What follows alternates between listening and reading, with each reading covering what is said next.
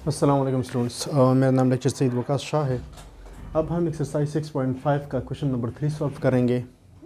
इसमें कहते हैं कि given their probability of A is 0.5, probability of A union B is 0.6, find the probability of B if A and B are mutually exclusive event. अगर A और B mutually exclusive है, it means के इनका जो intersection है वो empty है, mean that there is nothing common between A and B. ठीक है, ये दोनों एक दूसरे से इंडिपेंडेंट है। अच्छा, तो हमें प्रोबेबिलिटी ऑफ बी फाइंड करना है और प्रोबेबिलिटी ऑफ ए और probability of A union B given है। तो हमने फार्मूला लिखना है, we know that if A and B are mutually exclusive,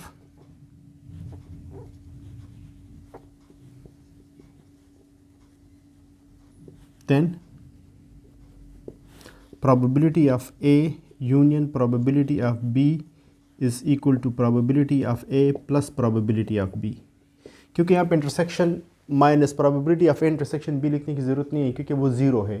intersection between A and B zero, that's why they are mutually exclusive. तो यहाँ पे value put करें, probability of A unit B is 0.6, probability of A is 0.5 and we are going to find probability of B। ठीक है, तो इसको आप उधर शिफ्ट करें तो 0.6 minus 0.5 is equal to probability of B। ठीक है, तो probability of B is equal to 0.1। तो इस तरह हम probability of B फाइंड कर सकते हैं और ये म्यूचुअली एक्सक्लूसिव इवेंट थे। ठीक है स्टूडेंट्स,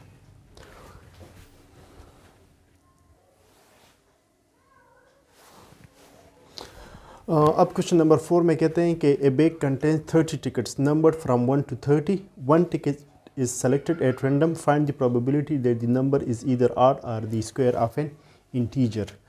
ठीक है, तो पहले हम इसका सैम्पल स्पेस लिखते हैं। तो हमारे पास जो एलिमेंट जो टिकट्स है टोटल वह है 1 से लेकर 30 तक। तो इसके जो एलिमेंट्स है, number of element in sample space is 30। Find the probability that the number is either odd. तो इसमें जो ऑड है, let's a is an event जिसमें ऑड नंबर है। ठीक है, तो 1 3 5 7 अप टू 29। तो इसमें कितने एलिमेंट्स हैं? 15। हाफ ऑड है, हाफ इवन है। ठीक है, अब कहते हैं कि इज़ ईदर ऑड और the square of an integer. तो इसमें हम देखते हैं कि स्क्वायर कितने हैं हमारे पास। तो बी हमारे पास एक इवेंट है जिसमें स्क्वायर नंबर है किसी इंटीजर के। तो 1 स्क्वायर है, 2 का स्क्वायर 4 है, 3 का स्क्वायर 9 है, 4 का स्क्वायर 16 है, 5 का 25 और दैट्स इट, इसके अलावा और नहीं है। अच्छा, अब इन दोनों का जो इंटरसेक्शन है, कॉमन एलिमेंट्स है, वो क्या है? यहाँ पे number of elements in B is equal to 1 2 3 4 5 and number intersection B. I mean इसमें कॉमन देखिए, 1 कॉमन है, 9 कॉमन है, सारे 8 जो है ना वो कॉमन है। तो number of elements in intersection B is equal to 3। ठीक है, अब हमने फाइंड करना है कि प्रोबेबिलिटी ए और बी की प्रोबेबिलिटी इज़ ईदर ऑड और the square of a number. ठीक है, तो हमारे पास जो फार्मूला है, probability of A union B is equal to probability of A plus probability of B minus probability of A intersection B. ठीक है, तो यहाँ पे वैल्यू पुट कर लें। Probability of A means number of elements in A divide by number of element in sample space plus number of elements in B divide by number of element in sample space. ये probability का formula है। ठीक है, probability of B means number of elements in B divide by number of element in sample space. ठीक है, minus number of elements in A intersection B divided by number of element in sample space। ठीक, तो A में कितने elements हैं हमारे पास? 15, sample space में 30, B में 5, सैम्पल स्पेस में 30, A इंटरसेक्शन B में 3, सैम्पल स्पेस में 30। ठीक है, तो इससे क्या आ जाएगा? 30 एलसीएम हो जाएगा। 15 20 minus 3 is 17। तो 17/30 चांसेस है कि हमारे पास या तो आड नंबर होगा या स्क्वायर ऑफ ए नंबर होगा। ठीक है students.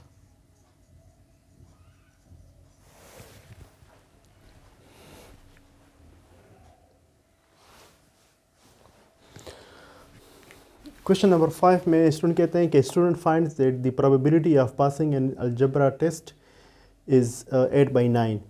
What is the probability of failing the test. तो ये काफ़ी सिंपल क्वेश्चन है कि let E is an event of passing the test.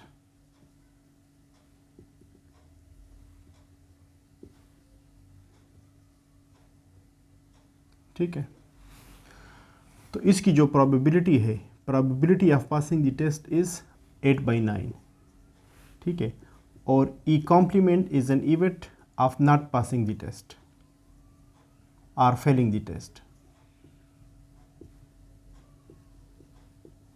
ठीक है, तो क्योंकि ये दोनों म्यूचुअली एक्सक्लूसिव इवेंट है, यानी E intersection E complement is empty, तो हमने probability of failing the test find करना है कि इसकी कितनी प्रोबेबिलिटी है कि वो टेस्ट फेल करेगा। ठीक है, तो वो बराबर है 1 माइनस प्रोबेबिलिटी ऑफ ई, यानी टोटल सैम्पल स्पेस से हमने सब्ट्रैक्ट करना है उसकी पास होने की प्रोबेबिलिटी को, तो जो रिज़ल्ट आएगा वो हमारे पास फेल होने की प्रोबेबिलिटी होगी। तो 1 minus probability of passing the test is 8/9। ठीक है, तो उससे आ जाएगा 9, तो 9 माइनस 8 तो 1/9। तो फेल होने की जो प्रोबेबिलिटी है वो हमारे पास है 1/9। ठीक है स्टूडेंट्स।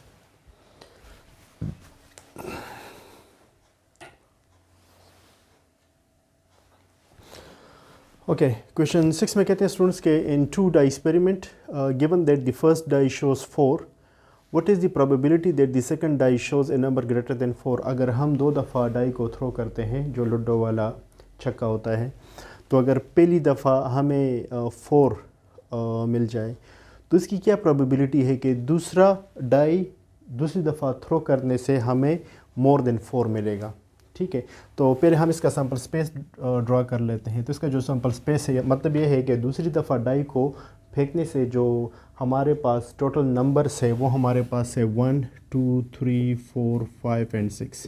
ठीक है, इसके जो एलिमेंट्स है, number of element in sample space is 6।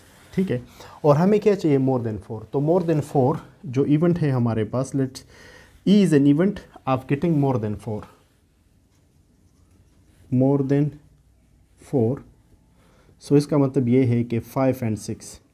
अब इसके जो एलिमेंट्स हैं, number of element in E is 2। ठीक है, अब 2 आउट ऑफ 6 की क्या प्रोबेबिलिटी है, तो probability of getting more than 4 is equal to number of element in E divided by number of element in sample space, तो it's 2 divided by 6, तो 1/3। तो इसके 1/3 चांसेस है कि दूसरी दफ़ा डाई फेंकने से हमें मोर देन 4 मिलेगा। ठीक है students.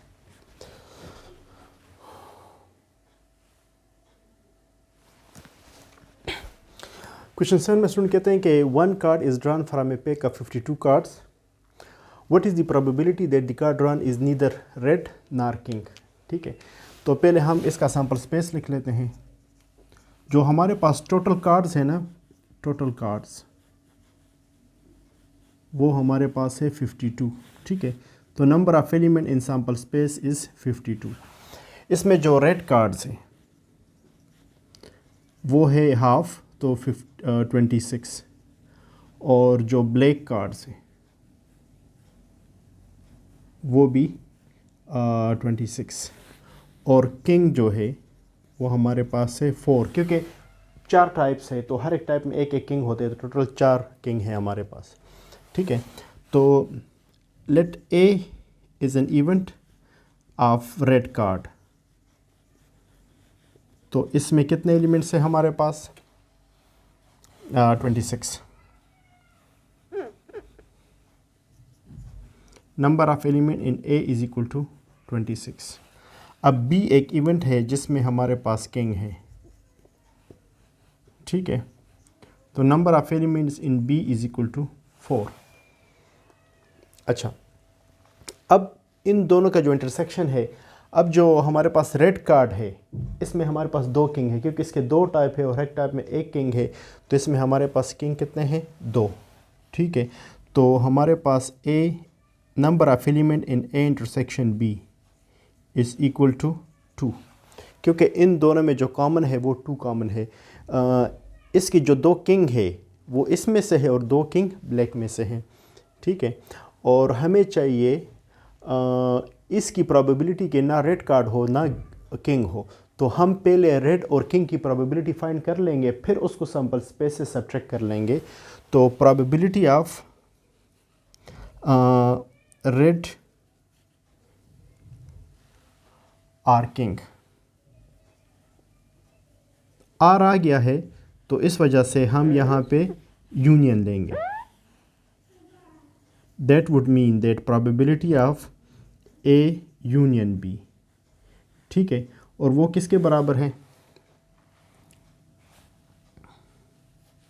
Probability of A union B is equal to probability of A plus probability of B minus probability of A intersection B, ठीक है। अब ए की प्रोबेबिलिटी कितनी है?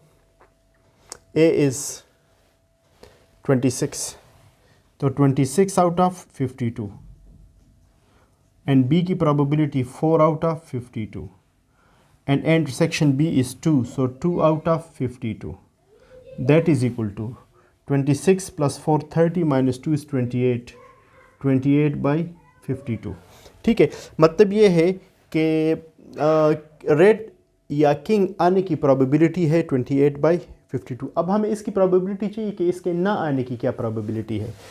तो probability of neither red nor king, अब इसका क्या मतलब है? Probability of A union B का कॉम्प्लीमेंट, ठीक है। और ये किसके बराबर है? Probability of A union B complement is equal to 1 minus probability of A union B. अब हमने probability of A union B find किया है, वो 28/52 है, ठीक है। तो यहाँ पे 52 एलसीएम हो जाएगा, 52 minus 28 that is equal to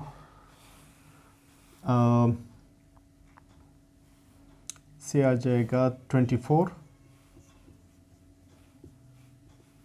ठीक है। 4 पे डिवाइड करें तो 6/13, तो इसकी जो प्रोबेबिलिटी है वो है 6/13, ठीक है स्टूडेंट्स। अगर आप लोगों का कोई क्वेश्चन हो तो आप काइंडली कमेंट में पूछ सकते हैं।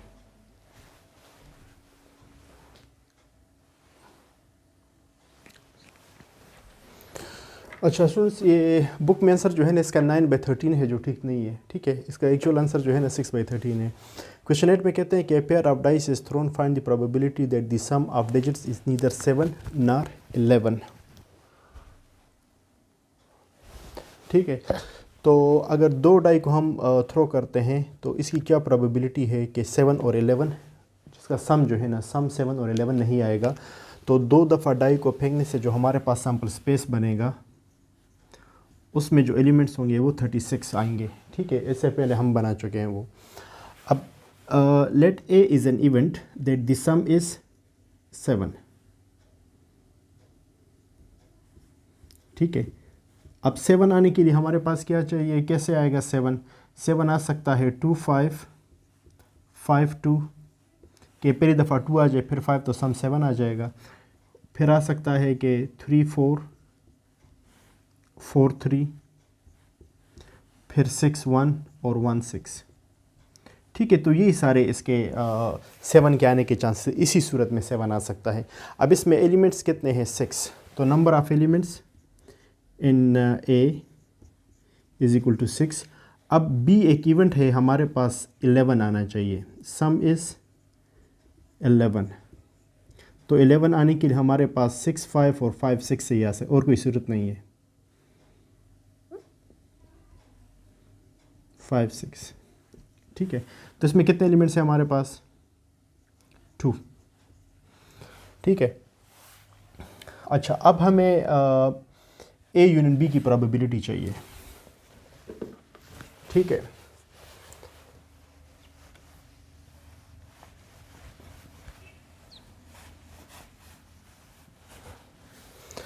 तो probability of A union B is equal to, अब इसमें कोई भी कॉमन नहीं है इन दोनों में से, ठीक है, म्यूचुअल एक्सक्लूसिव है।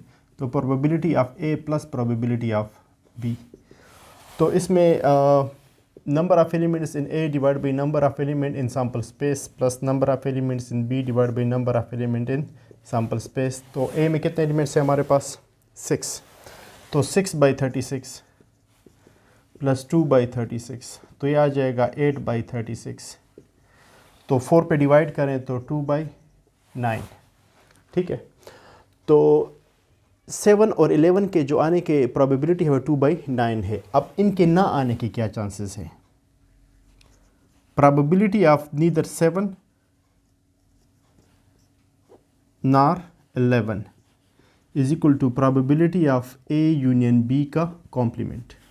ठीक है, और जो बराबर है 1 minus probability of A union B. ठीक है, तो ये हो जाएगा हमारे पास 1 minus 2/9 which is equal to 9 minus 2, तो 7/9 इसके चांसेस है कि ये सम 7 और 11 नहीं आएगा। ठीक है स्टूडेंट्स, अगर फिर भी कोई क्वेश्चन हो तो आप काइंडली कमेंट में पूछ सकते हैं।